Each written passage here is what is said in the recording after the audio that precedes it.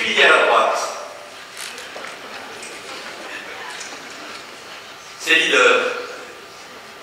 Il y a des gens très respectables et je ne peux pas, moi, tenir le discours que je tiens sur le respect.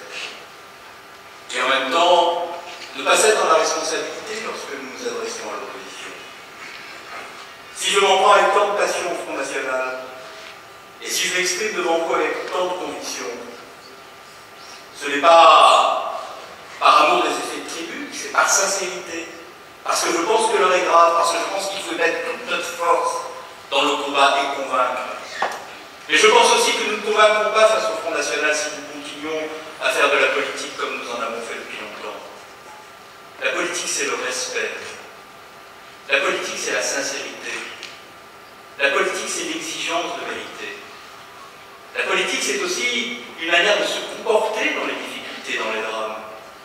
Moi, je n'éprouve pas le besoin d'aller tous les jours à la télévision parce que je ne pense pas que la politique soit un exercice narcissique.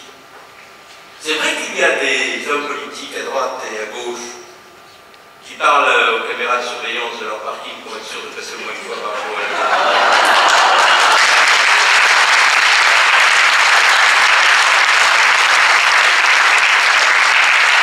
Et je ne pense pas que ce soit une nécessité et une obligation. Et je pense qu'il est utile de parler quand c'est nécessaire. Et quand on s'adresse à ses adversaires, de le faire avec respect et considération. Parce qu'il y a trop de violence dans la vie politique française. Il y a trop de divisions. Il y a trop d'abaissement. Il y a trop de petits jeux tactiques, d'emportements partisans. Là où la République aurait au contraire besoin que l'on se mette au niveau, que l'on se hisse à la hauteur des enjeux et que l'on ne déroge sur rien de ce qui est essentiel. Alors je veux dire à l'opposition que, quels que soient ceux qui exerceront les responsabilités dans les années et les décennies qui viennent, ils devront être à la hauteur. Et sur la question du terrorisme, moi je ne peux pas accepter que le président d'une grande organisation politique d'opposition, qui a été aussi ministre de l'Intérieur, ministre du Budget, président de la République, puisse réduire la question de la lutte contre le terrorisme à l'octroi de quelques heures supplémentaires aux forces de l'ordre, dont il a supprimé 13 000 cadres au cours des 5 dernières années. Quelle leçon avons-nous à recevoir de la droite sur la question de la sécurité? Alors que les budgets destinés à la modernisation des commissariats et des casernes de gendarmerie n'ont cessé de s'éroder. Nous créons 500 postes par an. Le Premier ministre décide, face au risque de terrorisme, d'en créer 1500 supplémentaires dans les services de renseignement, dans les services de renseignement territorial, dans la police, parce qu'il faut des policiers pour lutter contre le terrorisme et des gendarmes. Et ceux qui en ont supprimé 13 000 considèrent que ça n'est pas assez. C'est-à-dire que quand ils ont supprimé 13 000, c'était bien pour la police, et quand on en crée 500 par an, plus 1500, c'est pas assez. Allez comprendre. Si vous avez la clé, si vous avez l'explication, je peux m'attarder à la sortie, parce que ça m'intéresse d'avoir des éléments de compréhension de telles postures ou de tels arguments.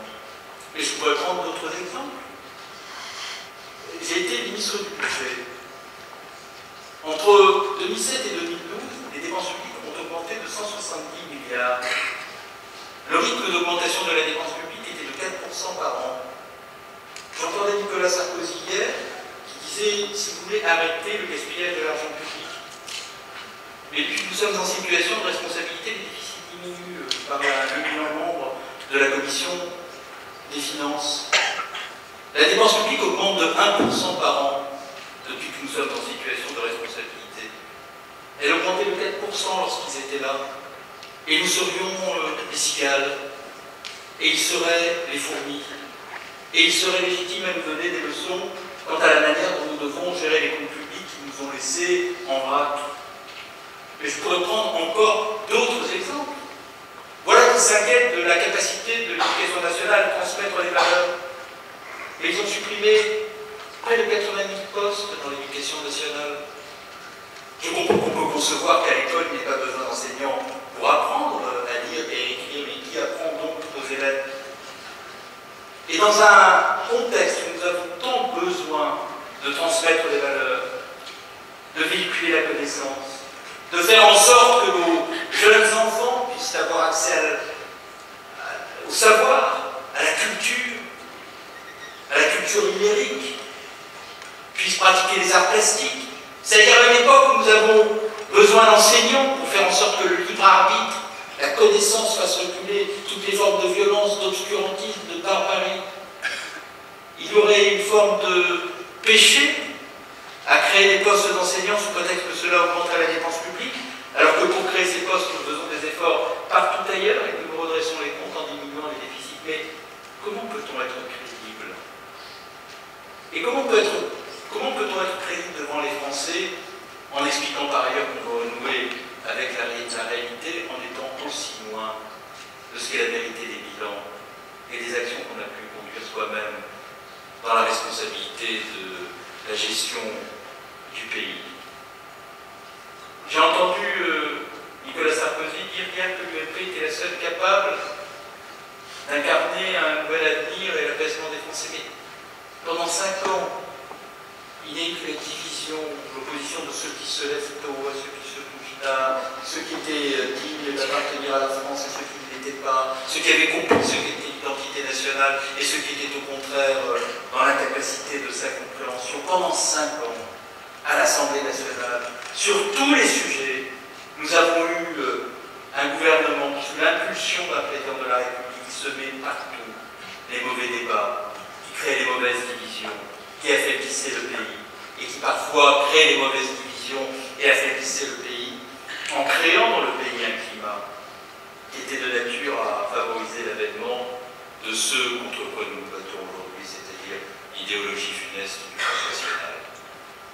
Donc, au moment où je vous appelle dans ce meeting à être résolument et passionnément républicain, au moment où je vous appelle dans cette campagne qui n'est pas une campagne comme les autres, à convoquer la rigueur des arguments, la sincérité des convictions, je ne peux pas ne pas dire à la droite qu'il fut une époque où, sous Georges Pompidou, dont nous combattions la politique, sous le général de Gaulle, la droite était préoccupée de la République à beaucoup d'autres choses.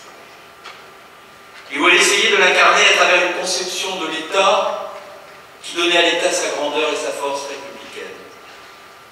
Et d'ailleurs, ces présidents ont laissé dans l'histoire un nom, une image, une empreinte, qui avec le temps qui s'écoule, nous conduit, nous, qui les avons combattus, à reconnaître leur héritage et ceux qui nous ont légués, et à les respecter parce que dans la République, ceux qui ne pensent pas nécessairement la même chose doivent pouvoir se respecter et reconnaître la part qu'ils ont prise dans l'histoire. Mais pour cela, il faut que chacune et chacun d'entre nous qui exerce une responsabilité politique soit capable, face au terrorisme, face aux risques qui se présentent à nous, face au Front National, d'être à la hauteur de l'enjeu. Et c'est cela aussi l'enjeu de cette campagne qui se présente à nous.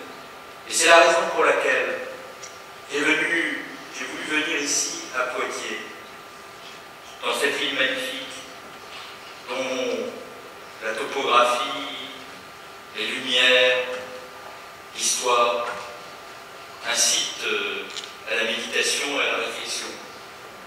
J'ai tenu à venir ici vous dire que vous avez raison d'être passionnément républicain, que vous avez raison de vous être engagé dans cette campagne avec force, que vous avez raison d'emporter avec vous dans cette campagne l'héritage de solidarité, de laïcité porté par les pères fondateurs qui nous ont inspirés et au creuset desquels nous puisons la force de continuer à agir et à militer, de Jaurès à Jules Ferry, en passant par Émile Combes, sans oublier Léon Blum, et en évoquant aussi cette magnifique figure de Pierre Mendès France, qui était toute de rigueur, toute de réserve, toute d'exigence, et qui a su redonner aussi à la gauche et à la République sa grandeur. Alors, au moment où vous affrontez les derniers jours de cette campagne, au moment où vous êtes engagé avec cette sincérité, avec cette détermination, avec cette envie de porter haut et loin les couleurs que nous représentons, j'ai envie de vous dire,